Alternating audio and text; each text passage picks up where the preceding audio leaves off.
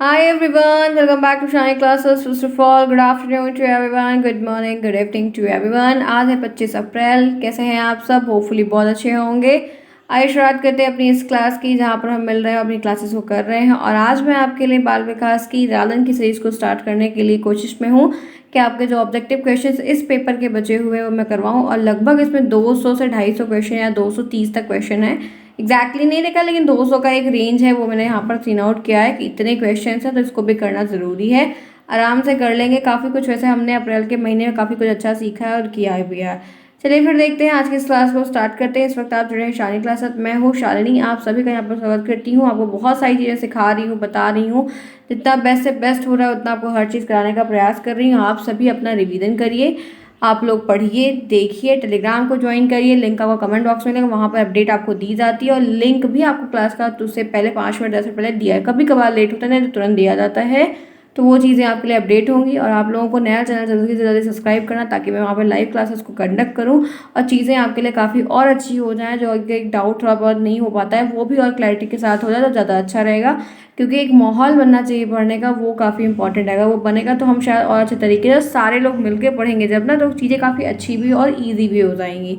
ठीक है फ्रेंड्स, तो चलिए देखते हैं यहाँ पर ये क्लासेस में क्या चीज़ें समझनी है, क्या जानना है, क्या क्या चीज़ें होंगी। एक एक बाद एक क्रम में हर एक चीज़ को करेंगे और समझते हुए आसानी से करते हुए चलेंगे, ताकि हमें कोई प्रॉब्लम ना हो, हम हर एक चीज़ को बेस्ट से बेस्ट तरीके से समझ पाएँ और कर ले जाएँ।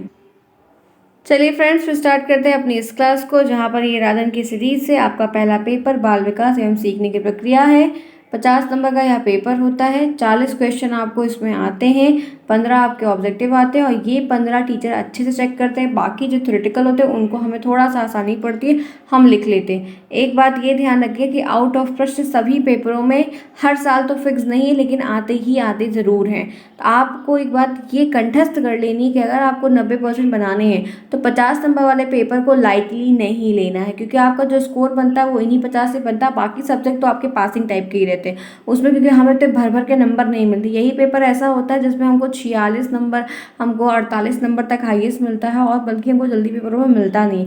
कभी कभार है कि आपको और पेपरों में 23, 22, 21 नंबर मिल जाता है 25 वाले में, लेकिन इसमें हमें अच्छे से नंबर मिल जाता है।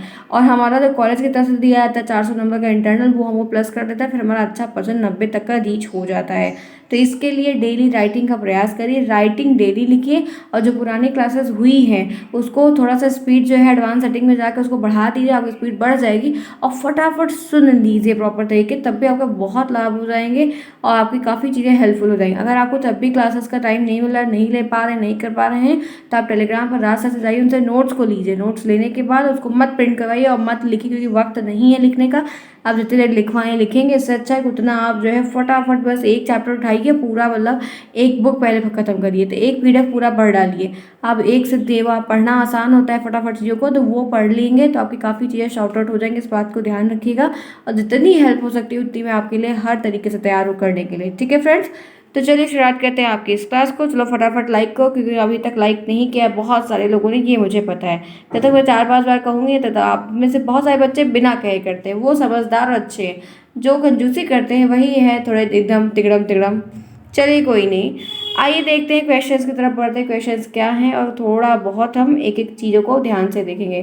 क्लियर है? जैसे आइए शुरुआत करते हैं, पहला प्रश्न पढ़ते हैं। अधिगम का सूझ का सिद्धांत किसने दिया? 1 नंबर का क्वेश्चन है, बताइए।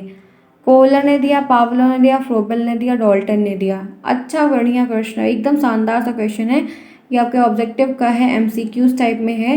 तो क्या होगा, आप सर्च क्या करिए कि रीडेड फर्स्ट सेमेस्टर एमसीक्यूज बाल विकास क्वेश्चन बाई शालिनी क्लासेस, ऐसे ऐसे कि आप सर्च करेंगे यूट्यूब पे तो आपको काफ़ी कुछ मिला। डाला करिए अपने सर्च में बाई शालिनी क्लासेस, तो आपको काफ़ी चीज़ें जो पुरानी भी हुई हैं, जो मैंने अभी तक नहीं करवा पाए हैं, वो भी हम आप देखेंगे तो बहुत अच्छी अच्छी क्लासेस मिलेंगी आपको। लेकिन ठीक है, वो पुरानी लेकिन रहेगी। चलिए बताइए क्या होगा। अधिगम का सूझ का सिद्धांत किसने दिया? एक तो ये चुनाव वालों ने डंका कर दिया है बजा बजा के। चलिए कोई नहीं, बताइए क्या होगा, कौन सा ऑप्शन सही होगा, आंसर बताइए क्या होगा। 15 पहले का क्या सही होगा, तो ये आपको मालूम होना चाहिए फ्रेंड्स कि सूझ का सिद्धांत आए नाम से या अंतर्दृष्ट सूझ का सिद्धांत आए, तो एक ही ऑप्शन चूज करना है, वो है कोहलर का। कभी कभी कोहलर, वर्दीमार और कोफ्का, ये 3 लोग आते हैं जो कि होर्मिकवाद से आते हैं। ये होर्मिकवाद और ये सारी चीज़ें मैं इसलिए नहीं बताती हूँ क्योंकि अभी आएगा नहीं, अभी हो जाओगे कंफ्यूज, लेकिन आगे चल के जब देखोगे ना तो इनके कोहलर के नाम साथ वर्दीमार का नाम और कोफ्का सूचका का नाम भी मिलेगा। तो सूच और अंतर्देश का सिद्धांत में अभी फिलहाल के लिए आपको जानना है तो वो है आपका ए ऑप्शन कोहलर। 1 नंबर मिल गया सभी को। दूसरा क्वेश्चन है, कोहलर ने जिस चिंपैंजी का प्रयोग किया उसका नाम क्या था। जिस चिंपैंजी पर उन्होंने ट्राई किया था, ये लोग जानवरों पर ही ट्राई कर रहे थे, तो उसका भी तो कुछ नाम होगा। तो ऑप्शन ए सुल्तान नाम था, ऑप्शन बी मुल्तान नाम था, option C Shekhar, option D Azad नाम था। तो हम सभी को पता है, बिल्कुल भी वक्त नहीं वेस्ट करें, उसका नाम सुल्तान था। सुल्तान नाम का एक चिंपैंजी था, उसके ऊपर जो है कोहलर साहब ने सारे अलग अलग तरीके से सूच को लगाकर उसके ऊपर प्रयोग को प्रदर्शित किया और फिर उसकी एक थीसिस दे दी, थ्योरी जो दी है वही चीज़ें। आगे बढ़ते हैं, नेक्स्ट देखते हैं, संज्ञानात्मक विकास के सिद्धांत के प्रतिपादक कौन है। तो ऑप्शन ए है जीन पियाजे, ऑप्शन बी है स्टेनहॉर्न, ऑप्शन सी है स्पेंसर, ऑप्शन डी है वुडवर्ड। 3 क्वेश्चन का राइट आंसर क्या होगा। अभी तक तीनों बेस्ट क्वेश्चन है, ऑसम है, फैंटास्टिक है, कोई प्रॉब्लम नहीं है। चलिए बताइए आप सभी में से मैं लाइव क्लास को शेड्यूल की थी, आप लोगों को कल ही बोला था, तो मैं आपको 10 बजे लाइव मिली थी। जो उन्हें नहीं देखा है, साइंस के क्वेश्चन हुए थे, वो ज़रूर इस क्लास के बाद उसको देख लेंगे। ठीक है, ध्यान रखिए कि अगर वाली जगह आगे पीछे आप लाइव में नहीं आ पा रहे हैं तो आप बाद में देख लीजिए, लेकिन देख ज़रूर लीजिए और अपने एक कमेंट ज़रूर वहाँ पर रखा करिए। इससे ये हो कि हाँ आप वहाँ पर गए थे, उस चीज़ को देख के आए थे, क्योंकि वो आपके अटेंडेंस ज़रूर होती है। ठीक है, चलिए बताइए क्या होगा। थर्ड क्वेश्चन का राइट आंसर क्या होगा। संज्ञानात्मक विकास के सिद्धांत के प्रतिपादक आप सभी को पता है जीन पियाजे।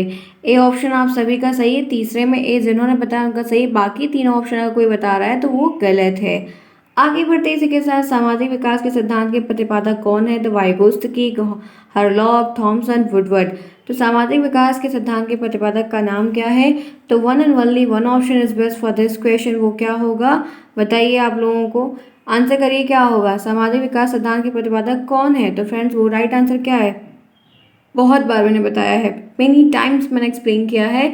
तो one and only one option बस वो है वाइगोत्स्की साहब। ठीक है, कभी भी सोशल की अगर बात आती है, सामाजिक की कोई बात पूछता है तो हमेशा वाइगोत्स्की को ही चूज करिएगा। फिफ्थ पॉइंट है, बुद्धि के बहुकारक सिद्धांत के प्रतिपादन किसने किया है। यह आपका कब आया हुआ प्रश्न, 15 में पूछा गया प्रश्न है। देखिए क्या है, तो ऑप्शन ए है Thorndike, option B Spearman, option C है टर्मन, ऑप्शन डी है मैरल। तो यहाँ पर क्या होगा, अच्छा प्रश्न है, बढ़िया है, एकदम मस्त क्वेश्चन है।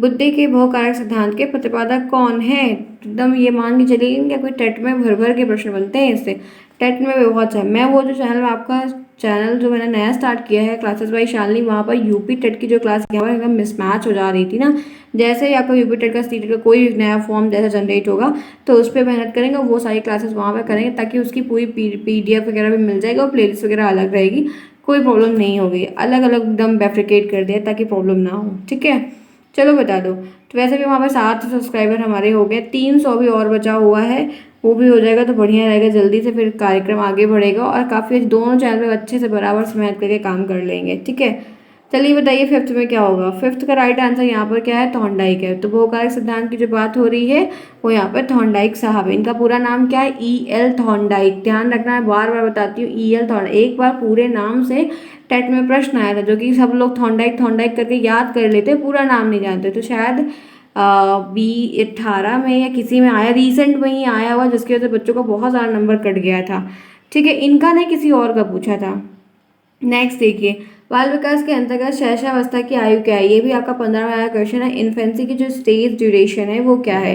1 से 4 वर्ष, जन्म से 5 वर्ष, 3 से 4 से 1/2 वर्ष और 2 से 3 वर्ष। अच्छा प्रश्न है, बताइए 6 का राइट आंसर क्या होगा। फटाफट do it fast, come on. अभी तक 6 में से 6 नंबर मिल गए सबको, 6 में से 6 तक मिल गए ना। जन्म से 5 वर्ष आप सभी को पता है, ये जन्म से 5 वर्ष भी लिखा मिल सकता है, जन्म से 6 वर्ष भी लिखा आपको मिल सकता है। तो 6 प्रश्न, 6 के नंबर सारे बच्चों को मिल गए। 7 चलिए, एक व्यक्ति किसी समय एक व्यक्ति द्वारा किसी व्यक्ति वस्तु की चेतना का केंद्रीकरण कहलाता है, क्या कहलाता है। किसी समय एक व्यक्ति के द्वारा किसी व्यक्ति पर या किसी वस्तु पर जो सेंट्रलाइजेशन होता है वो क्या कहलाता है, बता सकते हैं। राइट आंसर यहाँ पर क्या होगा। पहला ऑप्शन सामंजस्य, आत्मसात, विकेंद्रीकरण और ध्यान, 4 चीजें दी गई हैं यहाँ पर। चलिए बताइए राइट आंसर बताइए क्या होगा। किसी समय एक वस्तु पर, चाहे वो ये वस्तु भी हो सकती है, वो व्यक्ति भी हो सकता है, उस पर हम सेंटर्ड होकर एकदम चीज़ों को अच्छे से भांप रहे हैं, आकलन कर रहे हैं, समझ रहे हैं, देख रहे हैं, तो ये चीज़ें क्या कहलाती हैं बता सकते हैं। बहुत ध्यान से, केंद्रीकरण लिखा है, जहाँ पर आप सेंटर्ड होकर एकदम डेडिकेट होकर फोकस होकर, तो क्या वो आप समंजन कह रहे हैं। क्या वो आत्मसात कर रहे हैं आप उस चीज़ के साथ या उस व्यक्ति के साथ, या विकेंद्रीकरण या ध्यान लगा रहे हैं। तो फ्रेंड्स आपको पता है कि आपको जब केंद्रीकरण की बात है, सेंट्रलाइजेशन की बात है, तो आप ध्यान लगा रहे हैं, वहाँ पे फोकस कर रहे हैं, एकदम अटेंशन के साथ चीज़ों को देख रहे हैं। तो 7th में डी ऑप्शन जो है वो करेक्ट है। ठीक है, आगे बढ़ते इसी के साथ देखते हैं 8th क्वेश्चन। 8th क्या कह रहा है कि वह ध्यान जिसमें अपनी इच्छा अनुसार किसी व्यक्ति या वस्तु पर चेतना का केंद्रीकरण किया जाता है। अब एक ऐसा ध्यान हमको लगाना है जहाँ पर हमारी खुद की इच्छा उसमें इन्वॉल्व हो। ऐच्छिक होगा, निरापद होगा, अनैच्छिक होगा, इच्छित होगा। 8th का राइट ऑप्शन क्या होगा? आंसर बताइए क्या होगा। कोई थोड़ी बहुत आवाज़ें आ रही होंगी फ्रेंड्स। No option. कभी कोई इतनी गुस्सा लगती है उस कुत्ते के ऊपर, कुछ कहने को नहीं, लेकिन क्या ही करें, हद कर देता है एकदम से, आफत है।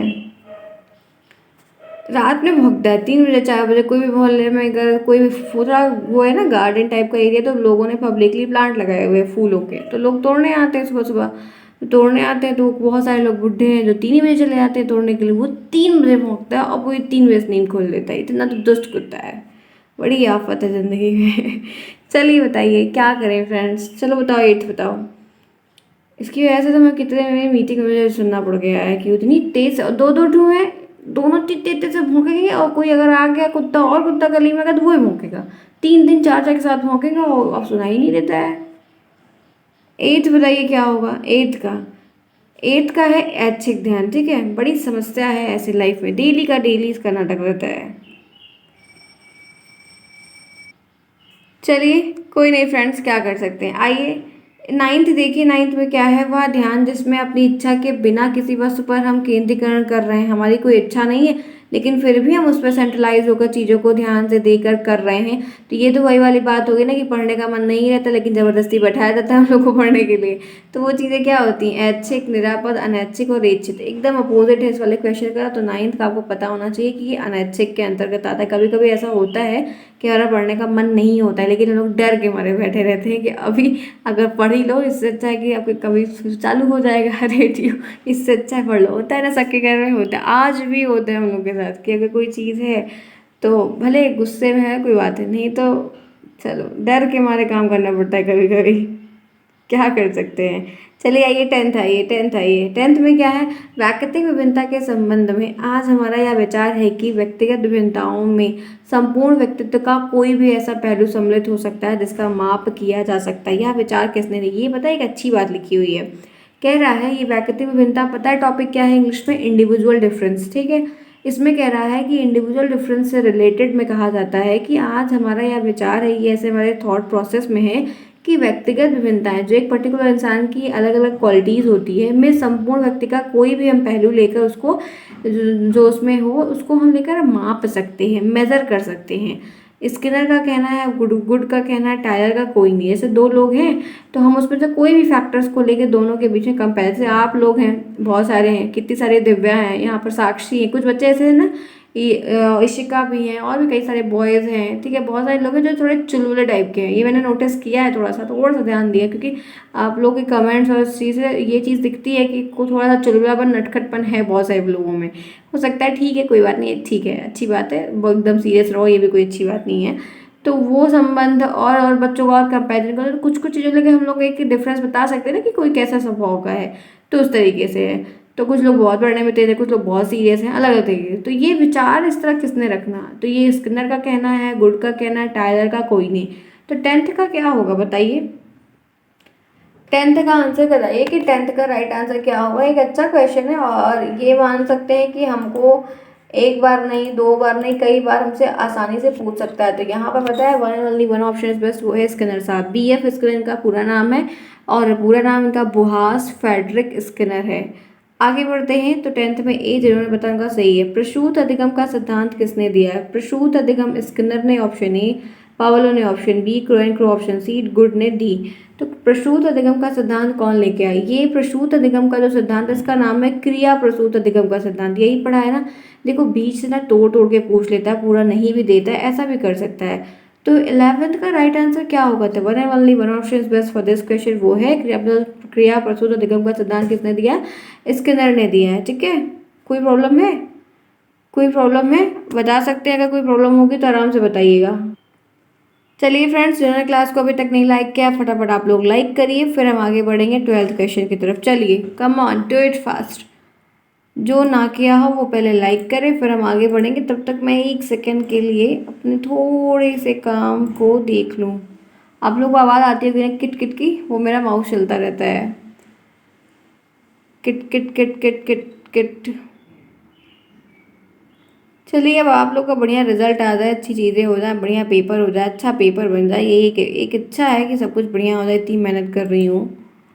चलिए आइए फिर चले।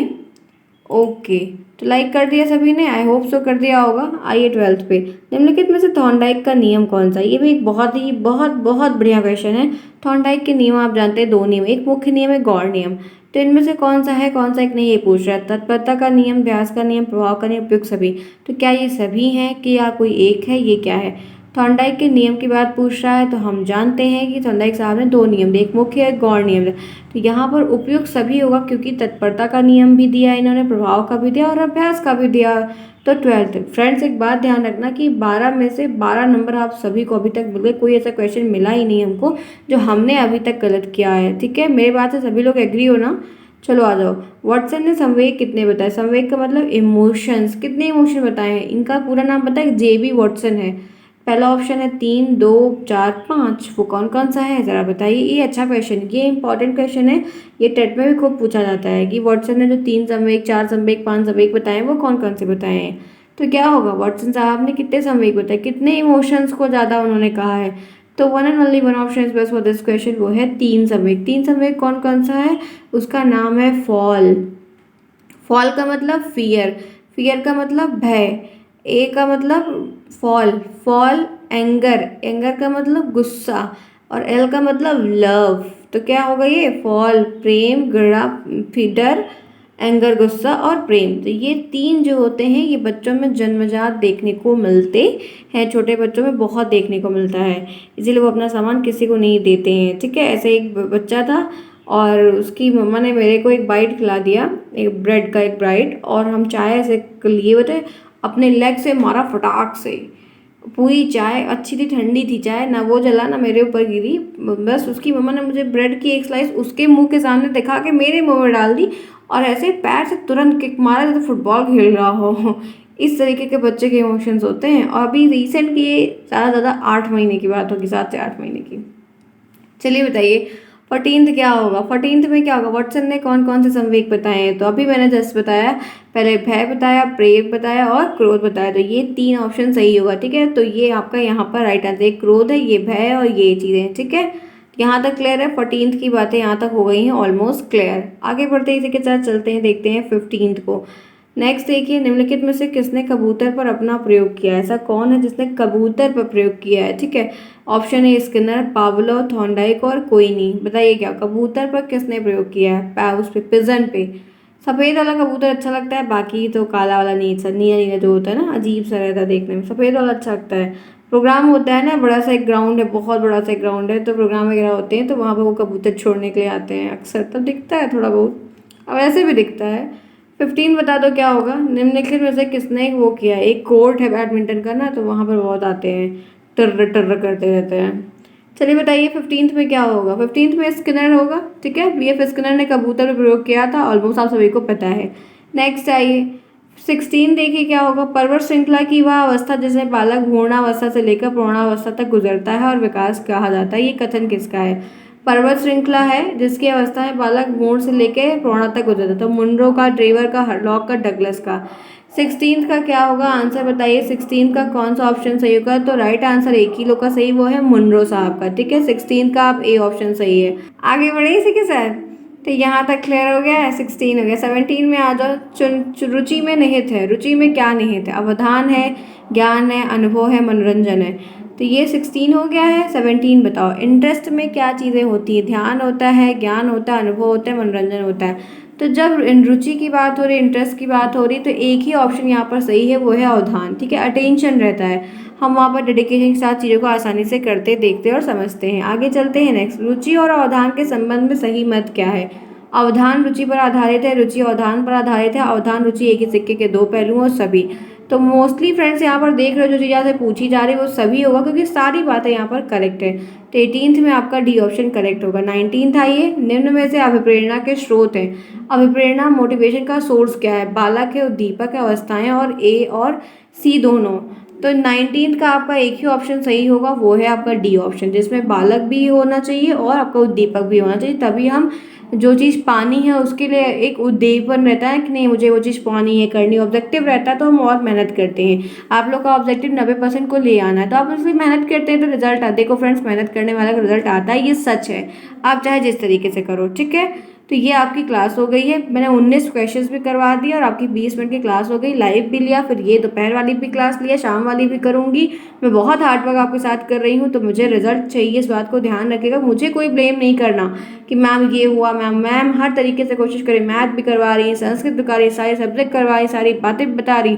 तो अब आपकी जिम्मेदारी बनती है कि आप मुझे रिजल्ट ले आकर एक खुशी जो अच्छी देनी है वो दीजिए, ये आपकी जिम्मेदारी है, ठीक है। मैं जितना प्रयास अब दूर से विजुअली तरीके से कर सकती हूँ पूरी तरीके से आपका, और सीधी बात, एकदम टिकाऊ बात बता रही हूँ, ठीक है। कुछ इधर उधर की बात नहीं, सिंपल तरीके से, ठीक है। चलिए फ्रेंड्स, फिर क्लास रही अपनी, ये मिलेंगे फिर नेक्स्ट में। तब तक के लिए take care, bye bye, see you soon, best of luck.